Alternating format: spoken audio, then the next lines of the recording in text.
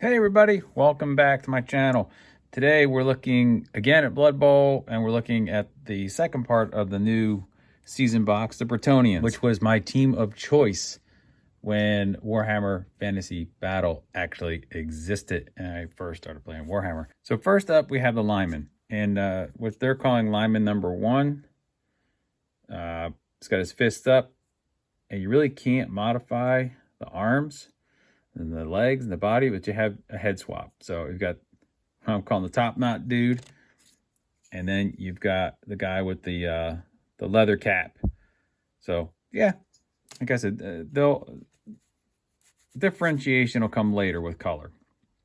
Lineman number 2 does have a separate right arm. His left arm still comes in here, and he's got a different head. So got the leather cap dude, but he is different than this leather cap dude. Anyhow, then you can do the arm down on the waist with his swabby hair. So I don't want to have the same heads. I think that's what's going to set them apart a little bit, are the faces and the heads. Number 3, what we're calling bucket head. Same basic pose, and then you've got the same head. One with the hair parted to the other side and yelling, the other one with the hair parted, not parted, and not yelling. So yeah, we're kind of stuck there. There's my throwers. Basic poses. Arm out, ball back. I could have cut it like I did with the Tomb Kings and have in to the body, but it really doesn't play out with the pose. So this arm can be different. It can be this way, or it can be folded back. I really like the folded back.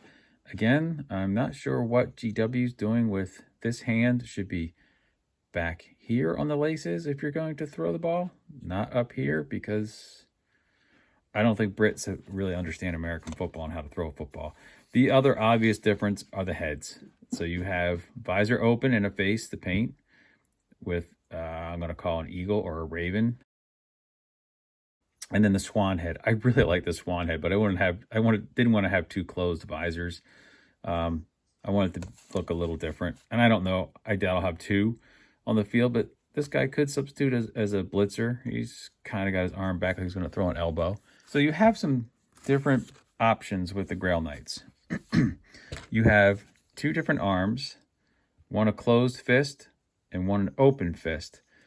And the open fist has the fleur-de-lis, and the closed has the Grail. So that's an obvious change from the 2. The pose is the same. And then you have 2 helmet choices. You have a helmet choice that has slots and dots, we're calling it. And then you have dots and dots. And then 2 headdresses, the football and the lady. What I'm planning to do is this guy will be the Black Knight. So he'll be all in black. I'm going to use different shades of blacks and grays to achieve that. And I'll find something to stand out on his shield. This guy will be the Green Knight from Bretonnian mythology. There'll probably be some gold on the shield here. Whew. Doing a tree is going to be tough, but I'm going to practice on a shield that I must have somewhere and see what I can do. Now, this was the guy that got me excited when the game first was announced. I mean, come on. A stag head, a classic Monty Python prancing move. But there's only one way to put this guy together. There's only one face grill, but there's 3 different headdresses. You've got the stag's head, you've got a unicorn, which is cool, and right, so you've got a rabbit riding a snail with a lance. Nothing says medieval humor like snails and rabbits. So yeah, that's probably my second choice.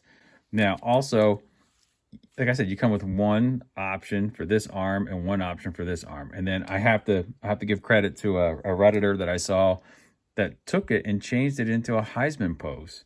So I haven't glued them to the base yet, but this is the Heisman pose. I had to put some filler in there. I don't know why it didn't gap, so I'll have to clean that up. And there's filler under the arm. And if you recognize, this arm from the elbow down is the extended thrower arm.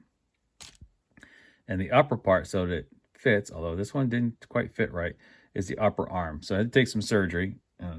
Show you here just cut it off. Then it was a lot of shaping and cussing and swearing and to get it into that Heisman look. And then I had to backfill with some sprue-goo. So I think this guy's just going to get primed as soon as that sprue-goo is hardened up and see if I have to continue to fill. But this guy, I am a lifelong, long time Oakland, Los Angeles, and now Las Vegas Raiders fan. So I give you Sir Timothy DeMaro, or Tim Brown. So he's going to get painted in black and white. He'll be in Raiders colors, probably with some silver bells. Anyhow, let me get this guy glued onto his base, and we'll do a lineup so you can see the guys. All right, here is our lineup. This is pose A, arm up, one head, arm down, another head. This is lineman number 2, arms up, just a head swap. Lineman number 3, again, just a head swap. And we've got the classic passer. We've got the arm folded back with the goose head, like both of those guys. I should say thrower, not passer. Then we have our Grail Knights. They're kind of lean, but that's okay. They're action posed. That'll be, this guy here will be our Black Knight. It's going to be our Green Knight. And then we've got our 2 catchers. We've got the Deer Head, and we've got the Snail Rider. So he's the only dude that I've changed significantly. I think it came out pretty good. I'm not sure the white is giving me full coverage. There's still a little bit of pinkness. You can see some of the red coming through there. So I think he's going to get a second primer coat. These 2 dudes, the Black Knight, so he's going to be black with maybe some gray highlights and maybe a final white. This guy's probably going to start more white and then go gray. I'm sorry, start more gray, then go white. And everybody else is going to get probably a white coat just to kind of start things off. But that's it. That's my Bretonnians ready for primer. Talk to you later.